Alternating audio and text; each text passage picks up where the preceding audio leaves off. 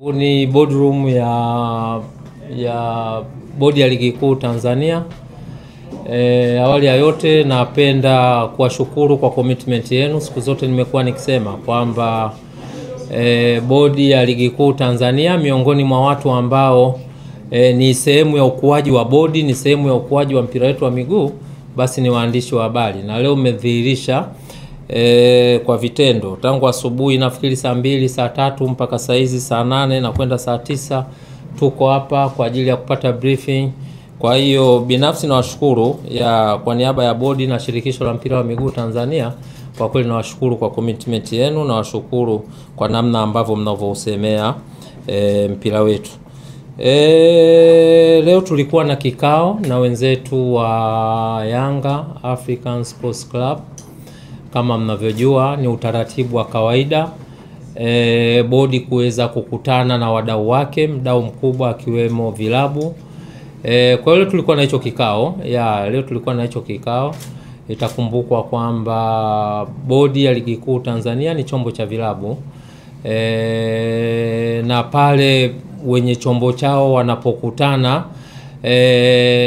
na watendaji na mamlaka za chombo chao, basi kwa kweli siku zote kumekuwa ni jambo ambalo sisi kama bodi, kwa maana ya good governance, kwa maana utawala bora, ni kitu ambacho tunakifurahia na kitu ambacho tunaamini kinaweza kikatuondoa kwenye migogoro na kutupeleka pale ambapo kila mmoja anatamani kuweza kufika. Sisi sote ni mashuhuda,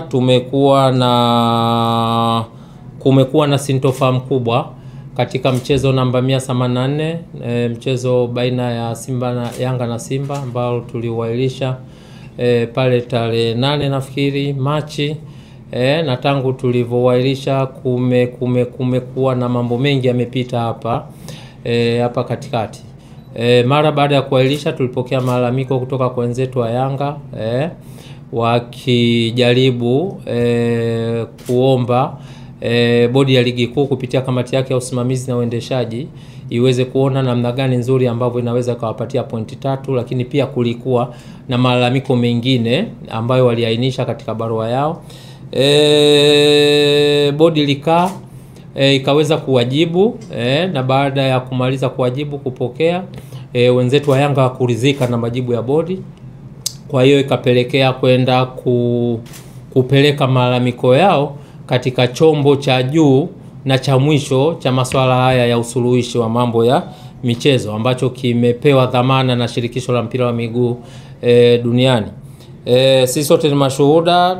Baada ya shauri kupelekwa kasi walikaa wakalifanyia maamuzi, na baada ya kufanyia maamuzi vilabu vyote vilijulishwa, bodi tulijulishwa, shirikisho la mpira wa miguu tulijulishwa, na baada ya kupokea hiyo taarifa tulikuwa na wajibu sasa wa kueleza umma ni kitu gani ambacho wenzetu wa kasi wameweza kuamua.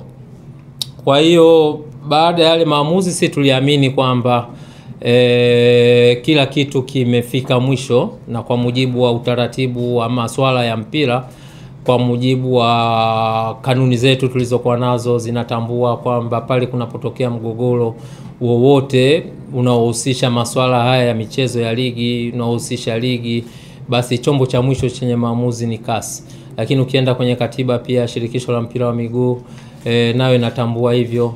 Ukienda kwenye governing regulation ya bodi ya ligi kuu ambacho ni chombo cha vilabu, ambapo wenye chombo chao ni vilabu, pia inazungumzia hayo mazingira. Pale itakapotokea sintofahamu, mgogoro wote ambao umetokea katika mchezo wa ligi, basi chombo ambacho kimepewa dhamana cha mwisho kabisa cha kufanya maamuzi kwa mujibu wa katiba ya shirikisho la mpira wa miguu duniani ni FIFA. Lakini pia hata katiba ya vilabu vyenyewe hivi ambavyo vinashiriki ligi zetu zote 3 ambazo tunazosimamia, pamoja na zile ligi za kule chini, kwa maana ligi za wilaya, ligi za mikoa, zote lazima katiba za kila timu lazima ziseme kwamba itakapotokea mgogoro wowote unaohusisha masuala ya michezo, kwa maana ya ligi na vitu vya aina hiyo, basi chombo cha mwisho kitakachokuwa na mandate ya kumaliza huo mgogoro ni kasi. Na unaweza ukaona kwamba sisi tulisimama tukiamini kwamba swala hili limefika kasi, limeisha. Kwa hiyo tuliendelea na utaratibu wetu wa kutangaza ratiba, tukaupangia huo mchezo ratiba namba 184 kwamba utachezwa Juni 15. Lakini bado pia kuliendelea na sintofahamu nyingi, sisi sote ni mashuhuda.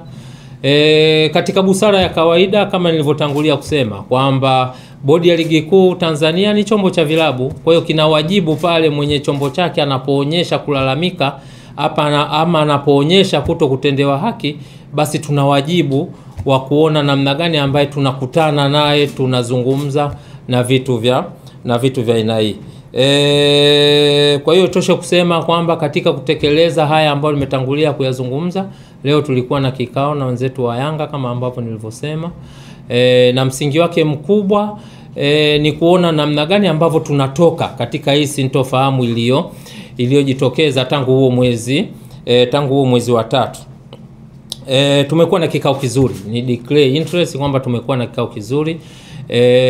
Ni aina ya vikao, ni aina ya transparency ambayo kama vyombo, kama bodi, kama vilabu ndio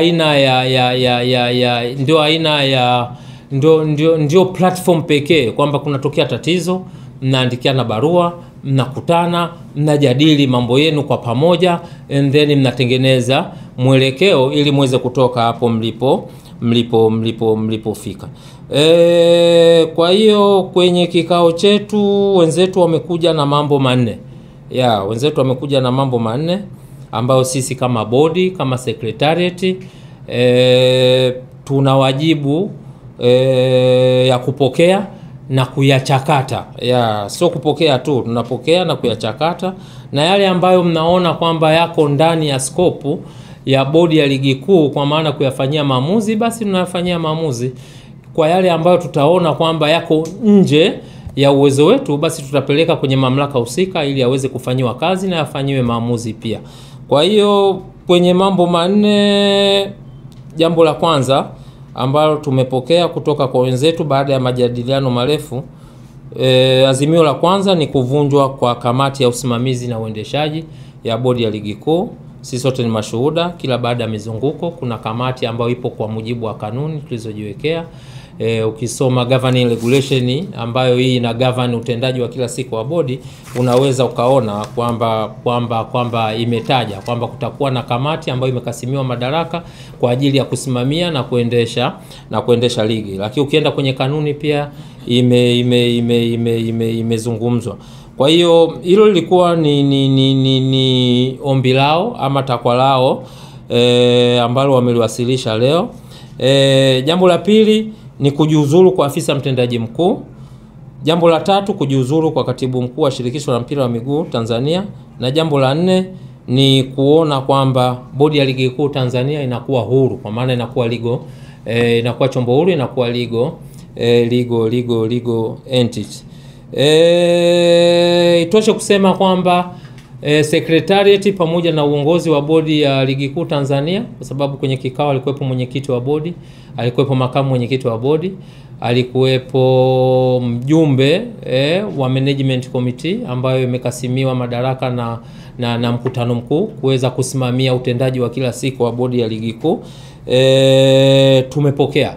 Itoshe kusema kwamba tumepokea, na ukitazama kwa mujibu wa governing regulation tuliyokuwa nayo, haya mambo yote manne unaweza ukaona kwamba yapo out of scope, yani yapo nje ya uwezo wa Bodi ya Ligi Kuu kuweza kuyapokea, kuyajadili na kuyatolea uamuzi. Kwa mujibu wa muundo tuliokuwa nao wa usimamizi na uendeshaji wa ligi, haya mambo yote manne ukiondoa ili jambo moja la kwanza ambalo liko ndani ya uwezo wa mwenyekiti wa bodi, haya mambo matatu yaliyobaki, tafsiri yake mamlaka ambazo zinaweza zikayapokea, kuyachakata na kuyafanyia maamuzi ni kamati ya utendaji ya shirikisho la mpira wa miguu na mkutano mkuu wa shirikisho la mpira wa miguu Tanzania. Kwa hiyo tumewaambia wenzetu kwamba tumeyapokea kwa nia njema, kwa nia ya kujenga, tutayawasilisha kwenye mamlaka husika ili yaweze kuyafanyia kazi, na baada ya hapo basi tutawajulisha kama ambavyo tulivyokutana leo na kujadili mambo yetu ya msingi. Kwa hiyo kwa ufupi sana, hayo ndio mambo ambayo tuliyajadili leo, na kama nilivyotangulia kusema kwamba sisi kwa haya walioyaleta, wajibu wetu ni kuyapokea. Tukiyapokea kwa sababu hatuna mandate nayo, yako nje ya uwezo wetu. Kwa hiyo kamati, bodi kwa maana ya secretariat, sasa tuna wajibu wa kuziandikia mamlaka zinazohusika kwa ajili ya kuyawasilisha, kuyajadili na kuyafanyia maamuzi. Naomba kuwasilisha. Asante CEO, na tutakaribisha maswali. Najua yako mengi sana leo.